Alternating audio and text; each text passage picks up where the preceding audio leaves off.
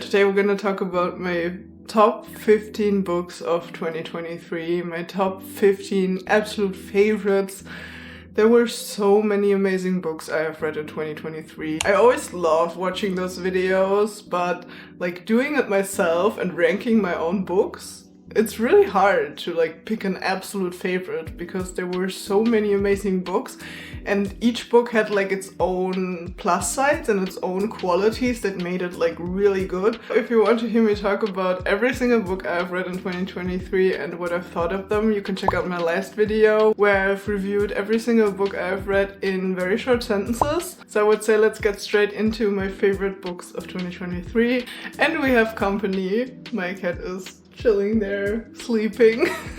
So number 15 of my top 15 books of 2023 is 5 Survive by Holly Jackson. This is about a group of people trying to go to spring break in an RV, and then their RV breaks down in like the middle of nowhere. And there are these people trying to shoot them or like warning them that if they get out, they will shoot them. And like this book turns out very differently than you first expect. I thought at the beginning like, okay, what's going on there? Like you don't really know what's going on. And the more it unravels and the more you find out, you're like, what? And everything is connected and everything makes so much sense in the end. And like these characters were so unique, like every single one had like really unique traits. And even though this is a standalone, like it was so intense and I really felt connected to the characters. I really liked the main character as well because she was so flawed and she was so just not what you would expect from a main character, and I really enjoyed that. And I don't know if she had PTSD symptoms or if those were like ADHD or like autism symptoms, because some things really reminded me of my ADHD symptoms and I felt really connected to her because of that. So yeah, that's why I absolutely loved it. I was obsessed with it, and yeah, I gave it 4.5 stars because at the beginning it was a little bit slow, but it got really intense in the end. At number 14 we have the Hunger Games trilogy. I have read the Hunger Games trilogy for the first time in 2023. I have seen all of the movies before, so like I did know the story. I mean, I bet reading the books for the first time is like super intense if you haven't seen the movies, but like even with having seen the movies, it was such a great experience. I've listened to them on audiobook and the narrator was just absolutely amazing. I absolutely love the dynamic between Katniss and Peter, and I was shipping them so hard. And also being able to reflect all of these political things and transferring them to like our real world and like what is happening in this world currently was also like so important. Like we often forget that dystopian books are based on like our world and that they criticize something in our world. And especially with like the whole Gaza war and the Gaza conflict, it's such an important read. And like I'm the type of person who's like really easily depressed by like what's going on in this world and how much is going wrong. But I still feel like I still need to confront that. If you're like a very sensitive person just like me, like you can still do your part in some way and still like keep your distance. That is like important for your mental health. And then at number 13 we have the Magnolia Parks books, or like the first 2 Magnolia Parks books, like Magnolia Parks and then Daisy Hates. And I've read both of them in 2023. I have yet to continue the Magnolia Parks series, but yeah, I didn't get around to it yet. And I really enjoyed the first 2 books. These books are about British socialites and their world and their friend group, and especially about their toxic relationships. In this book, there's also like some gangs business going on, which is like super interesting. And in this one, it's mainly about the toxic relationship. I did like Daisy Hates a little bit more than Magnolia Parks. I feel like Magnolia Parks was a little bit more materialistic, and I didn't 100% enjoy that because I couldn't like 100% relate, because I'm a little like, of course, like everyone's a little bit materialistic, especially in like the Western world, but like materialistic things are not like everything to me. So I could relate to Daisy a little bit more because I felt like she had a little bit more depth and a little bit more character to her. Like Magnolia was a little bit more flawed, which I could appreciate as well, because like in the end of this book, like she was really reflecting on how flawed she actually is, and I really liked that the flaws were called out in these books.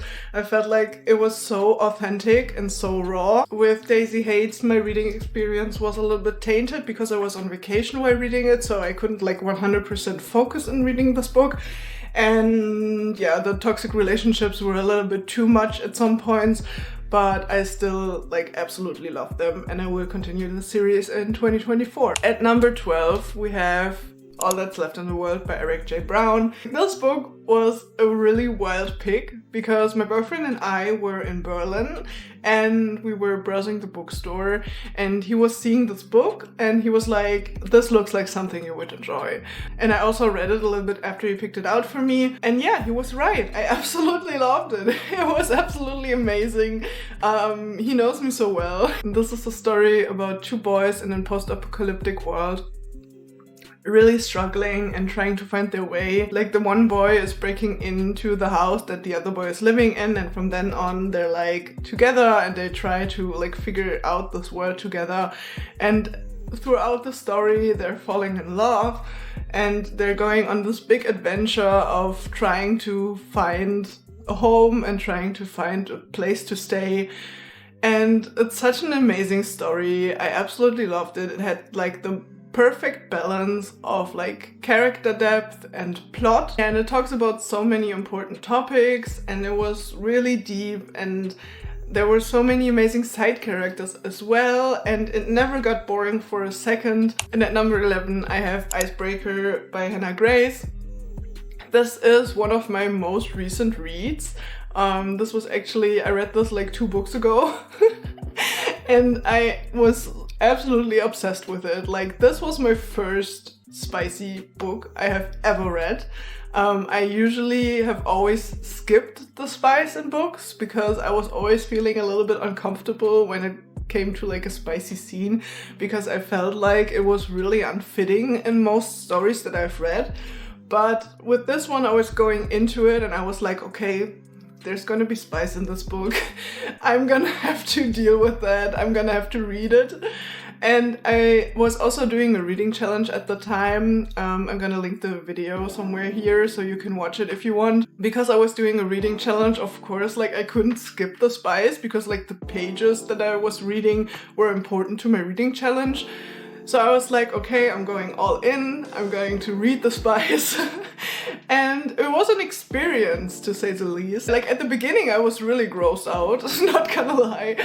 But as the story went on and as the relationship developed a little bit more, I got so much more invested. I really learned to love those characters, and I felt like the spice belonged in their relationship. I felt like it was very, very fitting, and like their relationship was like so wholesome and so healthy in so many ways. So yeah, I might read more spice in the future if like other spicy books are similar to this one, if they're not like solely focused on the spice, because there were like really spicy scenes, but there was also like so much more to this book. There was also like a lot of mental health stuff and a lot of sports stuff, and it was so deep in other parts, and then there were the spicy scenes, and it all felt like very intertwined and very in tune. So if you have any recommendations, please let me know. Like if you have any books that are similar to Icebreaker in that sense,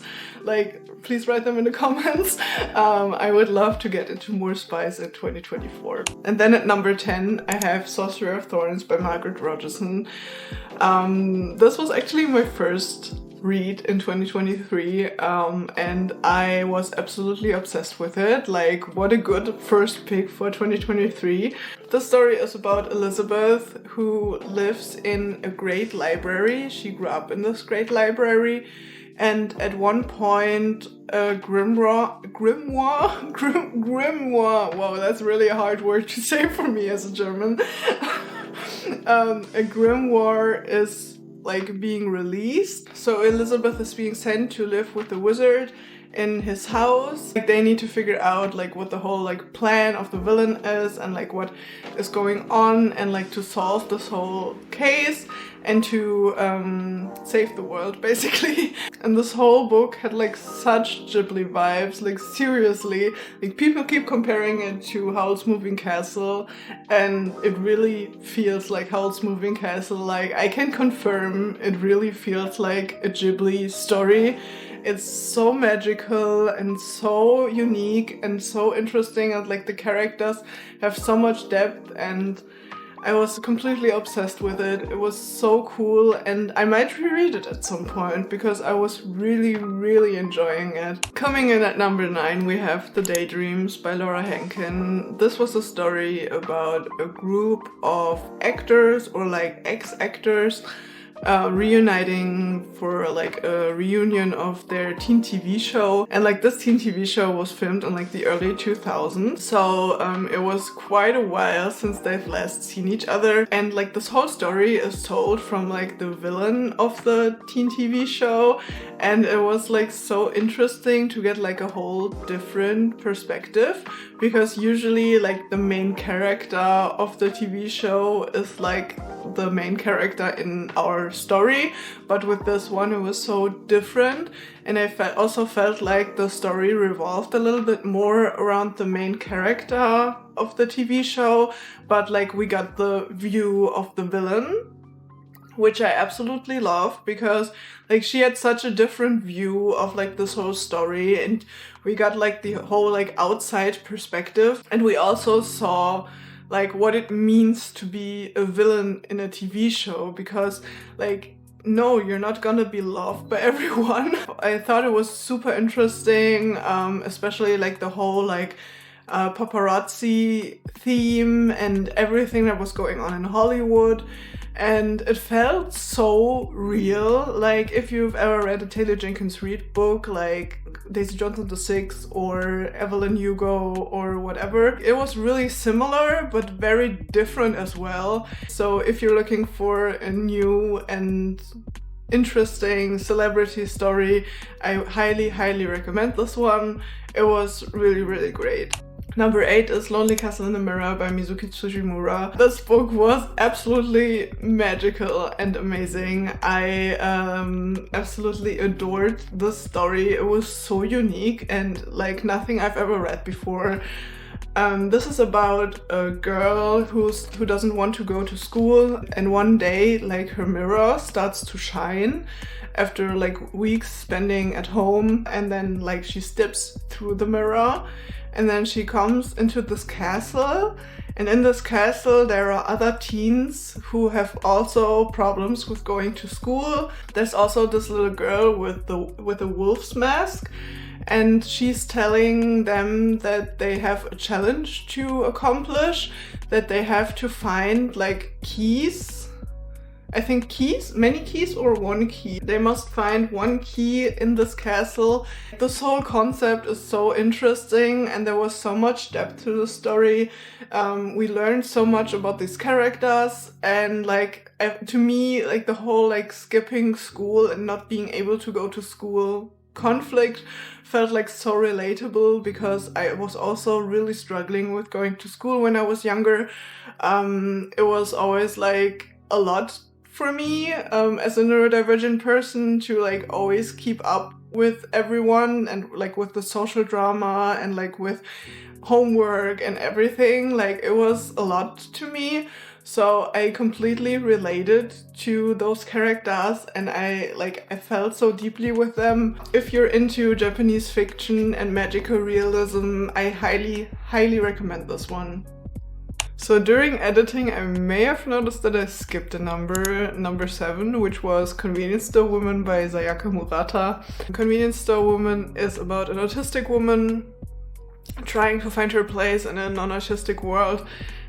She works at a convenience store and she absolutely loves the convenience store. She would like to work there all of her life, and like everyone she knows tells her that she needs to strive for something bigger, that she needs to find a different job, that she needs to find a boyfriend, and everything that she doesn't really care for.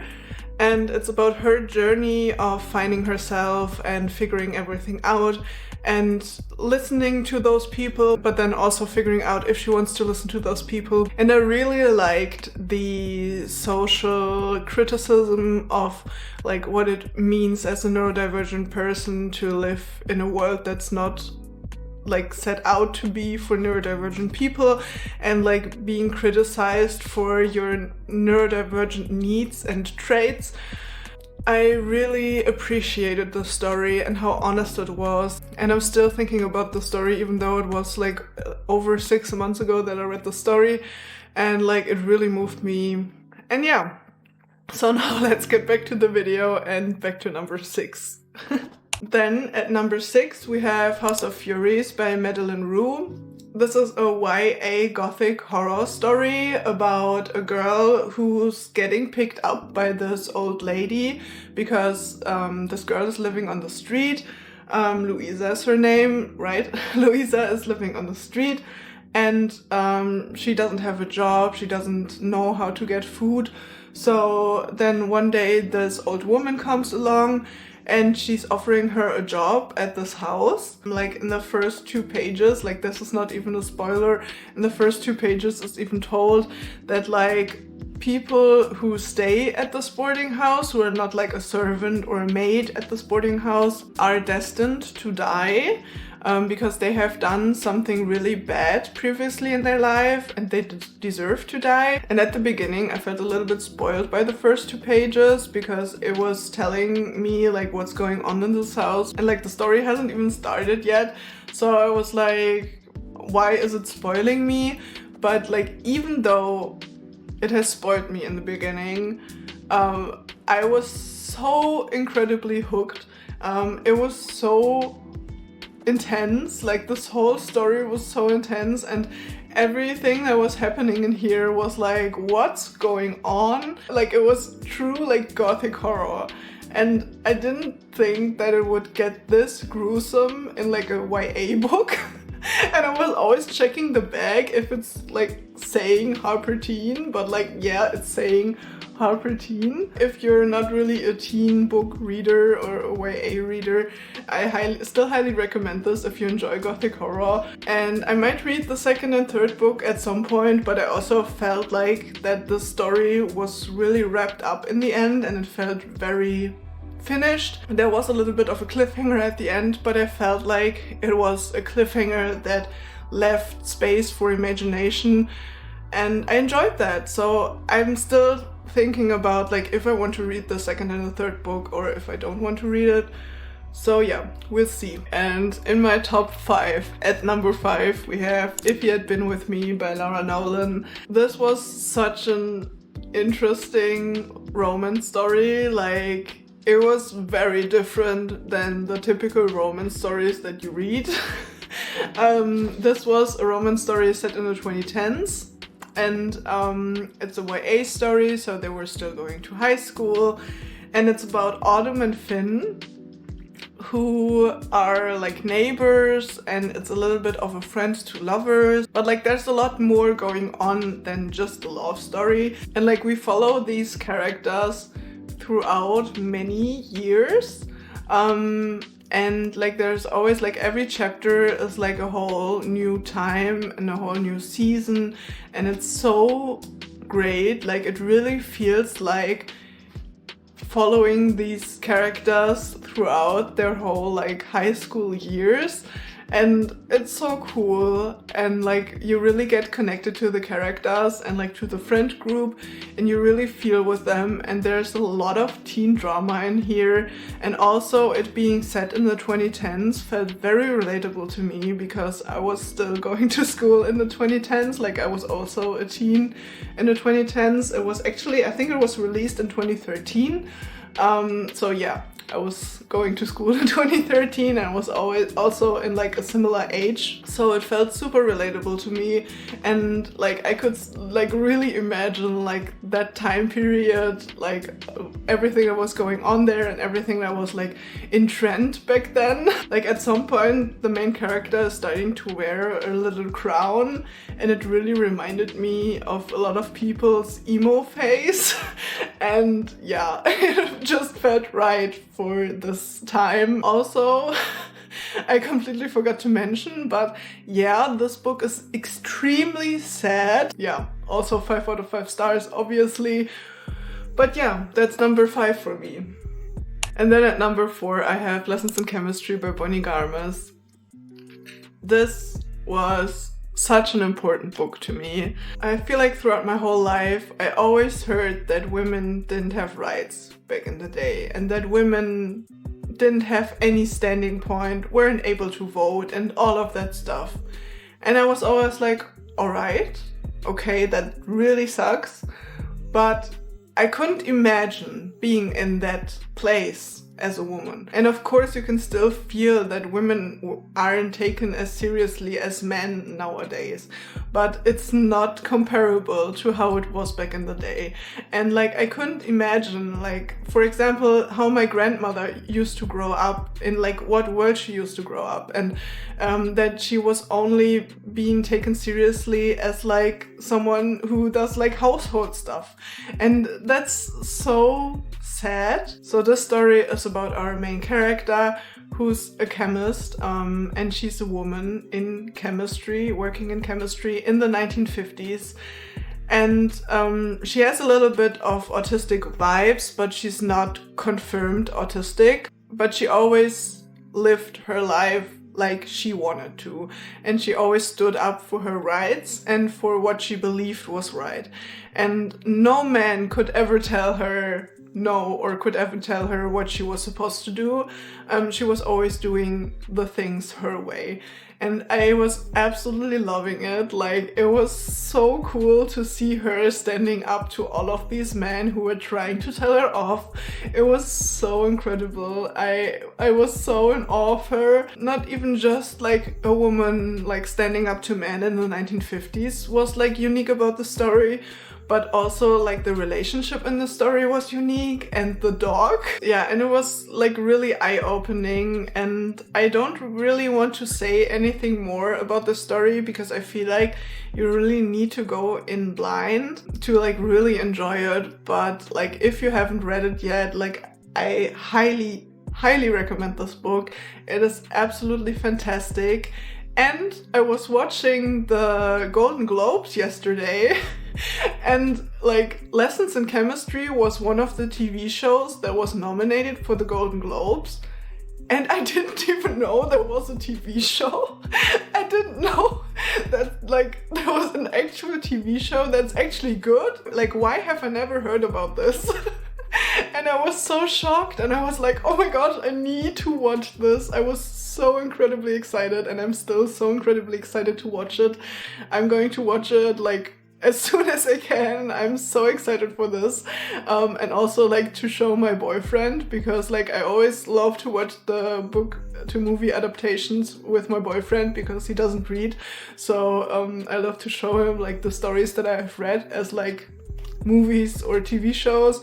And he's always like so shocked by the plot twist. At number 3, we have The Very Secret Society of Irregular Witches by Sangu Madana. So incredibly wholesome and so sweet. Every witch in this universe is an orphan, so they really all live in isolation. or they don't tell anyone. It's about this one witch who has always lived like this and who has never let anyone close to her. But then she gets a request by this family to help these two young witches to figure out their abilities. And she travels over to like North England, I think, to help these two witches. And it's about like her finally finding people and figuring out what she really wants in life and everything. And it's like so incredibly wholesome, and it was a perfect October read. It was so sweet, and like the characters were wholesome, quirky, flawed, like they were so unique. Also, this is a romance story with the grumpy sunshine trope, so if you enjoy that trope, I highly recommend this book. The story is still with me, and it was an absolute perfect read for me. And at number 2 we have the Once Upon a Broken Heart trilogy. I read all 3. Oh my gosh. Oh no.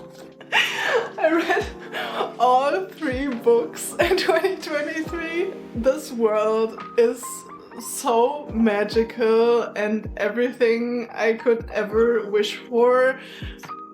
And I'm throwing them around like... Alright, I'm just gonna hold one book up because it's really hard to hold all the 3 books up. But like, let me show you. They are so incredibly pretty. Like, every single one of them is absolutely gorgeous. But yeah, let me just hold one book up so I don't throw them around much more. This was a 5-star series to me, even though not every single book was 5 stars. Like, this series is still number 2, even though not every single book was a 5-star read. Because I was so obsessed with the series, and these characters really stuck with me, and it was such a magical experience to read every single book in the series. It's really hard to explain what these are about, actually.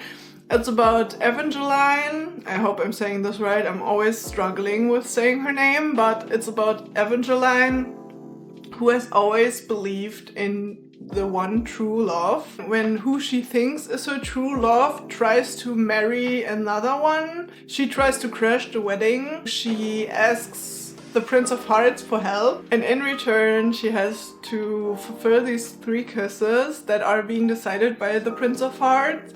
And like, it's this whole like fairy tale magical story in this fairy tale-esque world, and it's so fast paced. Like, the font of these books is absolutely huge. Like, you're just flying through these books, and it's super action-packed, it's super fast-paced, and I was bawling my eyes out at the end.